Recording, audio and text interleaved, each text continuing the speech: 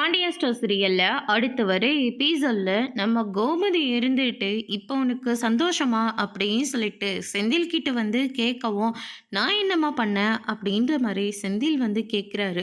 அதுக்கு அடுத்ததா கோமதி இருந்துட்டு, அன்னைக்கு நீ மட்டும் பணத்தை எடுக்காம இருந்திருந்தா இன்னைக்கு இவ்வளோ பிரச்சனை வந்திருக்கவே வந்திருக்காது. வீட்டில் சொல்லிட்டு லோனை போட்டிருந்தா அந்த பிரச்சனையும் வந்திருக்காது. ஆனால் தேவையில்லாமல் லோன் போட்டு பணத்தை திருடி இப்படி அசிங்கப்படுத்திட்டீங்கல்ல அப்படின்ற மாதிரி வந்து சொல்லிடுறாங்க. இப்போ என்னம்மா ஆயிடுச்சு? அவர் கரெக்டாக தானே கேட்டுட்டு போகிறாரு.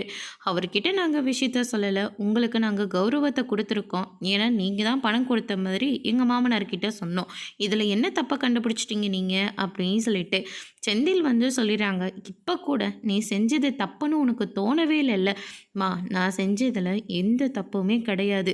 இப்படியெல்லாம் பேச உனக்கெல்லாம் அசிங்கமாக இல்லை? உன்னை இந்த வயிற்றுல பெத்தன்னு நினச்சி நான் ரொம்பவே அவமானப்படுறேன்டா அப்படின்னு சொல்லிட்டு செந்திலோட கன்னத்தில் பல ஆறுன்னு ஒன்று விடுறாங்க.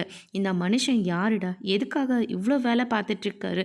காலை அடிபட்டிருக்குடா. அப்போ கூட எதுவுமே பெருசாக எடுத்துக்காம அடுத்தடுத்து அவர் என்ன பண்ணலான்னு தான் யோசிச்சுட்ருக்காரு. பத்தாவதுக்கு இவங்க அப்பா வேற இப்படி பேசிட்டு போயிட்டார். இந்த மனுஷன் யாருக்காக ஓடிட்டுருக்காரு? இந்த குடும்பத்துக்காக ஓடிட்டுருக்காரு. இவரை பற்றியெல்லாம் உங்களுக்கு அக்கறையே கிடையாது. உங்களுக்கு தேவை காசு, பணம், சந்தோஷமாக இருக்கணும், இவ்வளோதானே. அந்த பணத்துக்காக இவர் எவ்வளோ தூரம் கஷ்டப்படுறாருன்னு உங்களுக்கு தெரியுமா அப்படின்னு சொல்லிட்டு கோமதி வந்து சொல்லிடுறாங்க. பாண்டியன் ரொம்பவே ஃபீல் பண்ணுறாரு. அதோட இன்னைக்கான பிரம முடிச்சிருக்காங்க.